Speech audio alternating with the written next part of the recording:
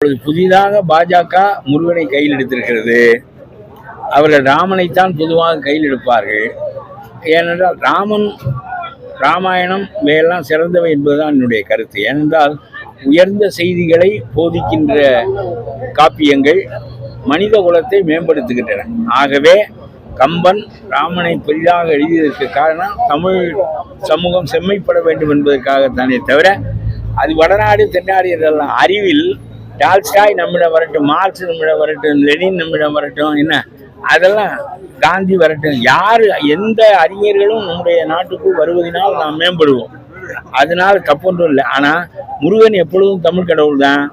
இந்த தமிழ் கடவுளை இப்பொழுது நம்முடைய RSS காரர்கள் கையில் எடுத்திருப்பது புதிதானது. அவர்களை அரசியலுக்காக எடுக்கிறார். நான் சொல்லுகிறேன், நாம் என்ன காலங்காலமாக முருகனை நோக்கி நடந்து கொண்டே இருக்கிறோம். பாத யாத்திரை, வேல் குத்தி கொள்கிறோம், உதட்டில் குத்தி கொள்கிறோம், அவனுக்கு காவடி இருக்கிறோம், எவ்வளவோ நம்முடைய பாடுகளுக்கிடையே அவனுக்கு பிரார்த்தனை செலுத்துகிறோம்.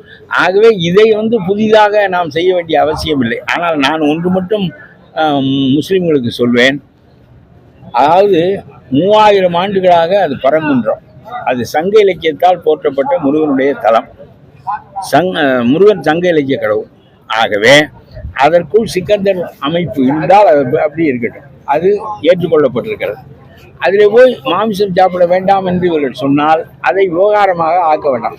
நம்ம மாமிசம் நம்முடைய வீட்டில் சாப்பிடலாம், அல்லது வேறு சமாதியில் சாப்பிடலாம். நான் எதற்காக சொல்லுகிறேன் என்றால், என்ன நோக்கத்தோடு இவர்கள் இதை செய்கிறார்களோ அந்த நோக்கம் வெல்வதற்கு நீங்களும் துணை போகாதீர்கள் என்று நான் இந்த சிறுபான்மை மக்களை கேட்டுக்கொள்கிறேன். இப்பொழுது சிக்கந்தர் மலையில போய் நாம் ஆடு வெட்டி உண்டால்தான் நம்முடைய உரிமை நிலை பெறும் என்று நினைத்தால் அப்புறம் அவன் பரங்குன்றம், அது முருகனுடைய இடம் என்று சொல்லுவான். இது தேவையில்லை. நான் சொல்லுகிறேன், இந்த நாட்டு மக்கள் நாகூர் ஆண்டவர் கோயிலுக்கு வருகிறார்கள், காசு செலுத்துகிறார்கள், பிரார்த்தனை செலுத்துகிறார்கள். ஆகவே அது வேற்று மத கடவுள் என்று கருதுவதில்லை. இப்படி ஒரு இணக்கமாக இருக்கின்ற போக்கை யாரோ ஒருவர் ஒரு கடவுளை கையில் எடுத்து கொண்டு செய்தாலும், சிக்கந்தர் பேராலோ அல்லது புலால் சாப்பிடுவதன் பேராலோ வேற்றுமைகளை உருவாக்க வேண்டாம் என்று சிறுபான்மை மக்களை நான் கேட்டுக்கொள்கிறேன். அவர்கள், இந்த மக்கள், தமிழ் மக்கள் கலந்து வாழ்ந்து பழக்கப்பட்டவர்கள். ஆகவே அவர்களிடம் எந்த வேற்றுமையும் இல்லை. அதை நாம் பெருமையாக நினைக்க வேண்டும். நாகூர் ஆண்டவரை தேடி அவர்கள் வருகிறார்கள் என்பதுதான் பெருமையை தவிர சிக்கந்தர் இடத்திலே நாம் ஆடு வெட்டி சாப்பிடாது சிறுமை என்று நினைக்கக்கூடாது. அது வேற்றுமைகளை வளர்ப்பதன் மூலம் சண்டைகளை உருவாக்கி நம்மை தனிமைப்படுத்தி விடும் என்று நான் அவர்களுக்கு சொல்லுவேன். ஐயா, எது பங்கேற்கிறதால் நான் ஒன்று சொல்றேன். அதிமுக, எடப்பாடி, பழனி, இது சென்ற தேர்தல் மோடி வேண்டுமா வேண்டாமா என்பதற்கான தேர்தல், சரியா? ஆகவே அதை நோக்கி அந்த தேர்தல் நடந்தது. இப்பொழுது ஸ்டாலின் வேண்டுமா வேண்டாமா என்பதற்கான தேர்தலில் எடப்பாடி முன்வைக்கப்பட்டால் தான் அது எதிர்கொள்ள முடியுமே தவிர அதில் கூட்டணி ஆட்சி என்றெல்லாம் இப்பொழுது சொல்ல வேண்டாம். சும்மா எந்தெந்த கட்சி எல்லாரும் பங்கேற்று விடுவார்கள். அந்த பக்கம் அந்த பாமகவெல்லாம் எங்க போக முடியும்? இல்லை, கடைசியாக அதை நிறைய இடம் வேண்டும் என்று நினைத்து பார்க்கிறார். நடத்த பார்க்கட்டும். நான் சொல்கிறேன், விஜயகாந்த் 3வது அணி வைத்து வீணாக போயிட்டான். இல்லாவிட்டால் எதிர்கட்சியாக 28 இடங்களை பிடித்து வந்தவர், பிறகு ஒரு வைகோ, CPM, CPI, திருமாவளவனையெல்லாம் சேர்த்து கொண்டு 3வது அணி உருவாக்கி 13-14 விழுக்காடு வாக்குகளை பெற்று கடைசியிலே இவர்கள் ஒரு இடமும் வராமல் போய்விட்டார்கள். அது மாதிரியான முயற்சியை விஜய் மேற்கொள்ளக்கூடாது. விஜய் இந்த ஏஜென்ட்டுகளிடம் யோசனை கேட்பதை விட வேண்டும். இவனெல்லாம் பணத்துக்கு யோசனை சொல்கிறோம்.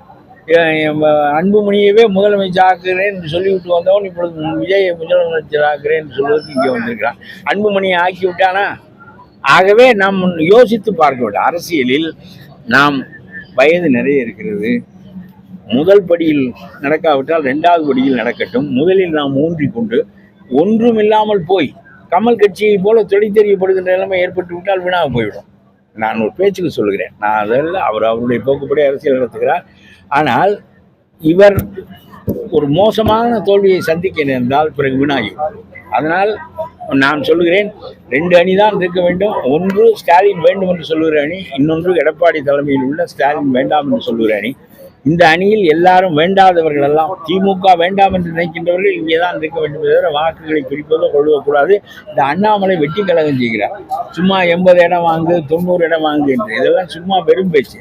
என்ன சும்மா போனதெல்லாம் ஓபிஎஸ் ஓட்டு, இபிஎஸ் ஓட்டு, அப்புறம் வந்து பாமக ஓட்டு, எல்லாத்தையும் சேர்த்து ஏன் ஓட்டுன்னு சொல்லி கொண்டு அதெல்லாம் நடக்காது. உங்களுக்கு உண்மையான நோக்கம் திமுகவை வீழ்த்துவதாக இருந்தால் என்ன, உங்களுடைய அளவு தெரிந்து இடத்தை பெறுங்க.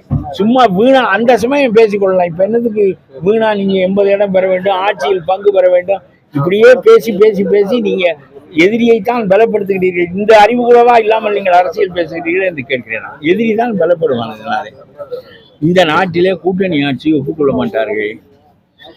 கருணாநிதி மைனாரிட்டியாக இருந்தபோது கூட இந்த நாட்டில் கூட்டணி ஆட்சி வரவில்லை. எவனோ நல்லதோ கெட்டதோ அவன் ஒன்றாக இருந்து கெடுக்கட்டும் அல்லது நொறுக்கட்டும், அதெல்லாம் வேறு. ஆனால் கூட்டணி ஆட்சி சரியாக வராது. அடிப்படையில் பார்த்தாங்க ஓபிஎஸ் இருக்காங்க, இருக்காங்க, இவங்கெல்லாம் கூட்டணி சேர்த்து வாய்ப்பு அது தெரியல. அது எடப்பாடி என்ன முடிவு வேண்டாம் கூட்டணியும் இல்ல, கடைசி நேரத்துல ஏதாவது மாறுதல்கள் வரும். இப்ப நம்ம ரொம்ப யூகிக்கிறோம், ரொம்ப முன்னாடி இருக்கு. இவ்வளவு முன்னாடி கூட்டணியை பற்றி பேச்சே இருக்கக்கூடாது.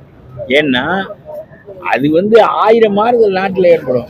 இங்க இருக்கவன் அங்க போவேன், அங்க இருக்கவன் இங்க வருவேன். இப்பொழுதே அங்க இடம் கூட வேண்டும் என்று கேட்கிறவர்கள் இருக்கிறார்கள். இடம் கூட கொடுக்கவில்லை, பரவாயில்லை, அங்கு போவார்களா, சரி இன்னொரு இடத்தில் கூட கொடுக்கிறார்களா என்று பார்ப்பார்கள். இதெல்லாம் பிரிவினைகளை ஏற்படுத்தும், பிளவுகளை ஏற்படுத்தும், எல்லாம் தான் நடக்கும் அரசியலில். இன்னும் 10 மாதத்திற்கு முன்னாலேயே நாம் இதையெல்லாம் பேசுவது என்பது தேவையற்றது. அது சரியாக வராது. என்ன பேசினாலும் நாள்தோறும் மாறிக்கொண்டே இருக்கும். பிறகு இங்கிட்டு இருக்கோம், அங்கிட்டு போவேன், அங்கிட்டு இருக்கேன், இங்கிட்டு வருவேன். கடைசியில் ஏதாவது ஒரு நெருக்கடி, ஒரு பெரிய கருணாநிதி ஒரு முறை ஒருவர் தான் வென்றார். அப்படி ஏதாவது ஒரு நிகழ்ச்சிகள் நடக்குமானால், ஒரு பேச்சுக்கு சொல்கிறேன், கெஜ்ரிவாலை எப்படி அவர்கள் கையாண்டார்கள் ஒரு முதலமைச்சரை? கடைசியாக என்ன நடந்தது? கெஜ்ரிவால் ஆட்சியை விட்டு இறக்கப்பட்டார். யாராவது நம்ப முடியுமா? 28 ஆண்டுகளுக்கு பிறகு. அதனாலே அரசியலில் எதுவும் நடக்கும். இப்பொழுது நாம் முன்கூட்டியே உயிர்த்துணர்வது என்பது சரியாக இருக்காது.